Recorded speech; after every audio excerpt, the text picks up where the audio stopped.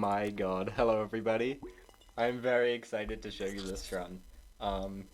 So this came about thanks to RevGT and a community member known as Prof Ninja, who wanted to set up something for charity, where they would challenge people to donate 100 gold in a single run. The rules were no infinites, no going past turn 20.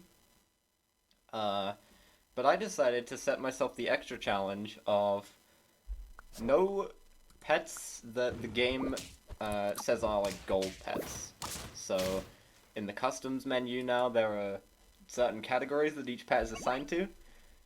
And I wanted no pets. I wanted to use no pets from the gold generation category, which does leave out a very, very important pet for this. Which you will see. You probably know if you play customs, it's kind of broken and doesn't technically count as a gold pet. Even though it kind of generates me gold by selling things. We'll get to that. We'll get to that. I mean, I just really wanted to show this off because it's a culmination of like 15 hours worth of attempts to get literally the perfect run. Where I could donate more than 100 gold without like any gold pets. Like, I had basically a maximum of 12 gold a turn if you count the surprise tool that will help us later. So that means you have to be really efficient with how you set up a board for the early game to carry lives over. For the most part, like at the start here, I was rolling away quite a lot of gold. So, you know, I maybe could have spent more or donated more gold if I'd gotten these units earlier, but the main idea was to roll into a board like this as soon as possible. You might recognize this from my 6-turn AFK video if you watched that. It's kind of a similar concept here, where we're using Stork and Flying Fish to get good summons. Robin is kind of like useless as a summon. I had it in the pack originally because I didn't anticipate how difficult this challenge would be, and I thought I could get away with like Flying Fish plus Robin plus the nest getting leveled up. Which, as it turns out, is not like ever going to be enough. I even, like, you can see remnants of me trying a like spider pill line with Manuel and Griffin. But it just ended up not working for me. The odds were too low. And I think this ended up giving me slightly better odds.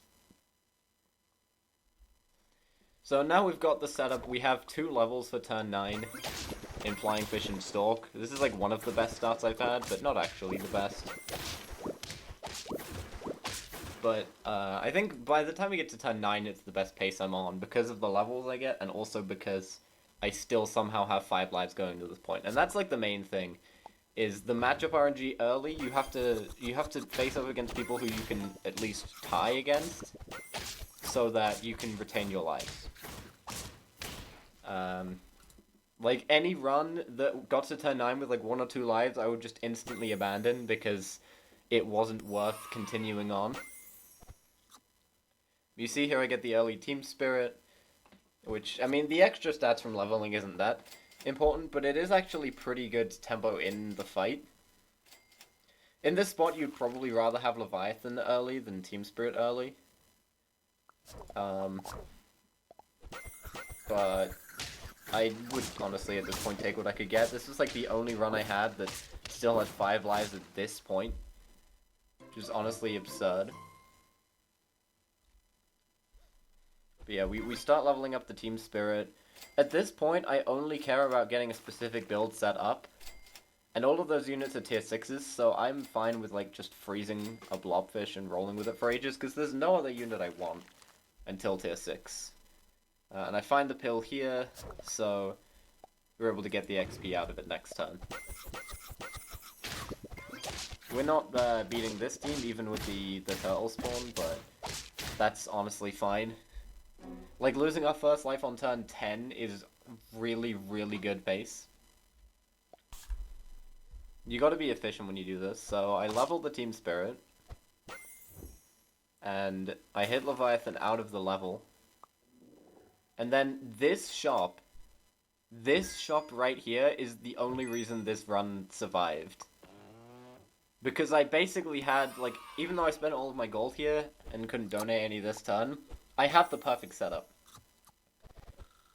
Like, I've got to be very gold efficient, so I can't really afford to, like, level this up to level 2 and get Cyclops and things like that.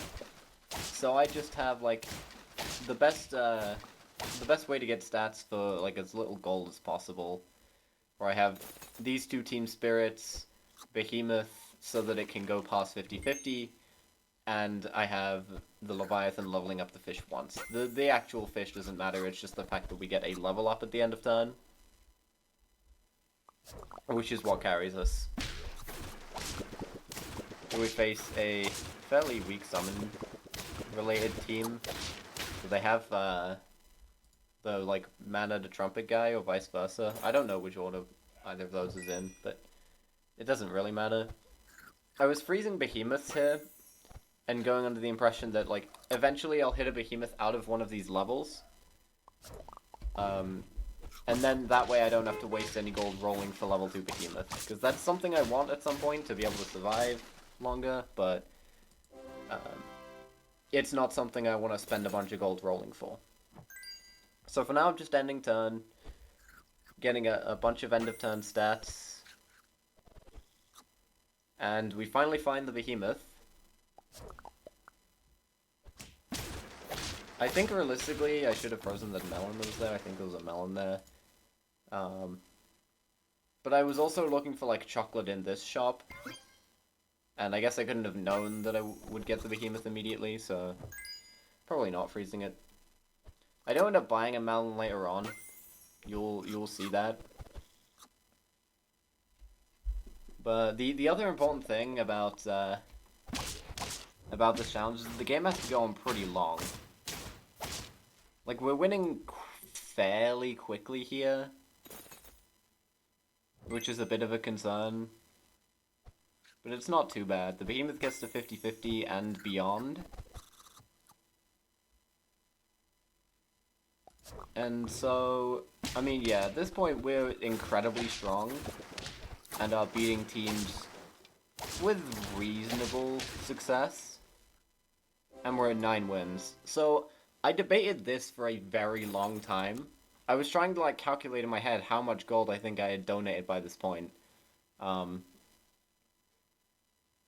I decided that, like, in the worst case scenario of, like, if I had completely underestimated how much gold I had spent instead of donated, I would still need another turn. The risk that comes with going another turn instead of trying to play for a win right now is that if I play to lose this next fight, like, it's the customs pool, I could face so many teams that just immediately kill this team off with infinite or such and such. So I really liked the safety net of having 2 lives, but I ultimately decided it would be better to play for a draw here and just make sure that I had enough. Which ultimately I don't think was necessary, because I think I would have had, like, what, 106 gold spent if I hadn't gone for this draw? Or maybe a bit less than that. I don't exactly know, but the draw is acquired, which is really nice. I sell the fish, and I end turn again. And yeah, I think it was here where I was doing the debate, actually, of, like, should I still play for a loss? We face this team with level 3, literally us but better. I think we were going to lose that one anyway, which I guess is a good thing. But now I reposition so that my giant Behemoth is in the front. I melon the Leviathan, because I think at this point, like, considering I'm still donating 9 gold on this turn, I'm thinking I'm completely safe. If I just buy the melon and donate the rest of my gold, I should be above the 100 gold threshold. So I wanted to play it safe and make sure that I had the best chances I could of winning this fight with just, like, buying one thing, and there was a melon in shop. We get our final giant burst of stats from Team Spirit Leviathan. and we face Troubadour. Thank you, Troubadour, for not completely killing me, because I think if I lost this fight, I would have completely given up, to be perfectly honest. But that's the run. If I've counted it correctly, it should be 118 gold donated. If I'm counting it incorrectly, then the graphic will say something else, and I'll look really stupid. But yeah, that's the run. Very, like, lucky, but as I mentioned in my AFK challenge video, a lot of these runs are, like, the best runs of multiple hours of attempts. So, like, this is definitely not at all what the average run looks like. The average run probably, like, dies on turn 10 or something. But, regardless, the challenge is done now, and I can never attempt this again, and I will never attempt this again. Thank you very much for watching. Have a wonderful day.